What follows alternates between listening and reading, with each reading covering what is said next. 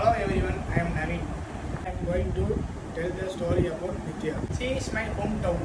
Miss Nithya runs ABVS company in Coimbatore. Then Nithya talk about the company stories.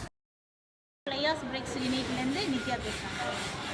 ஒரு லேடியாக இருந்துட்டு flyers bricks யூனிட்டில் நம்ம production side சரி, சேல்ஸ் சைடு சரி, இந்த சைடு நம்ம அச்சீவ் பண்ண முடியுமான்ற கேள்வி எனக்கே ஒரு பெரிய கேள்விக்குறியாக இருந்தது. எப்படி நம்ம இதை அச்சீவ் பண்ண போகிறோம், இந்த ஃப்ளையர்ஸ் பிரிக்ஸ் ப்ரொடக்ஷன் எப்படி ஸ்டார்ட் பண்ண போகிறோன்ற டவுட் இருந்தது.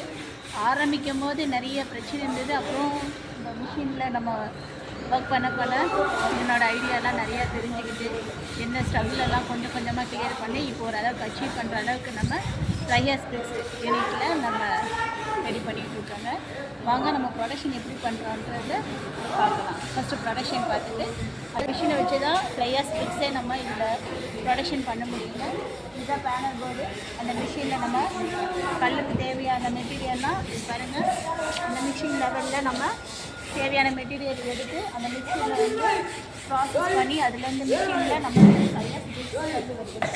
சரிங்களா, இந்த கல் தான் நம்ம என்ன பண்ணுறோம், ட்ரேயில் ஷிஃப்ட் பண்ணிவிட்டு அப்படியே 2 or 3 days இங்கே வச்சுட்டு அதுக்கப்புறம் நம்ம அட்டிக்கு எடுத்துகிட்டு வரோம். அங்கே அட்டியில் எல்லா கல்லையும் சேவ் பண்ணி க்யூரிங் பண்ணதுக்கப்புறம் பண்டில் போடுறாங்க.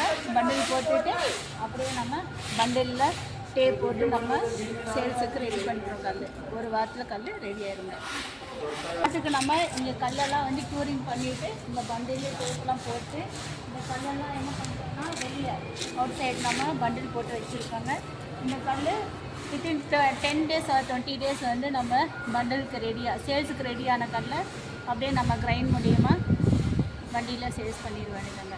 இப்போ மாதம் வந்து நம்ம முடிஞ்ச அளவுக்கு ஒரு ஆரம்பத்தில் ஒரு 5000 கல் அடிக்கிறதே பெரிய சிரமமாக இருந்தது. ஏன்னா லேபர் இஷ்யூ, மெட்டீரியல் இஷ்யூ, நிறையா ஸ்ட்ரகிள் இருந்தது. இந்த இடத்துல லேடியாக எப்படி நம்ம இதெல்லாம் அச்சீவ் பண்ண போகிறோம், எப்படி ப்ரொடக்ஷன் ஸ்டைலு நம்ம அச்சீவ் பண்ணி காமிக்க போகிறோன்ற டாஸ்க்கு எனக்கே பெரிய டாஸ்க்காக இருந்தது.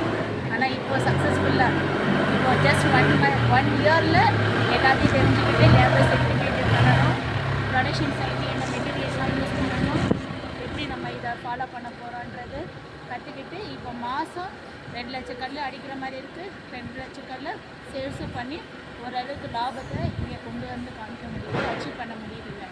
இதுதாங்க நம்ம அபி ஃப்ளையர்ஸ் பிரிக்ஸோட தான் நம்ம அச்சீவ் பண்ணுறதுக்கு ஒரு வாய்ப்பு கிடைச்சது. இது நிறைய கற்றுக்கிட்டதுக்கு எனக்கு இந்த கம்பெனி எனக்கு நல்லா சப்போர்ட் பண்ணிக்கிட்டது. இப்போது லேபர்ஸ்லேருந்து மெட்டீரியல்லேருந்து எல்லாமே நம்மளுக்கு அவைலபிளாக வருது. நம்ம ப்ரொடக்ஷனும் பூஸ்ட் பண்ணி காமிக்க முடியுதுங்க.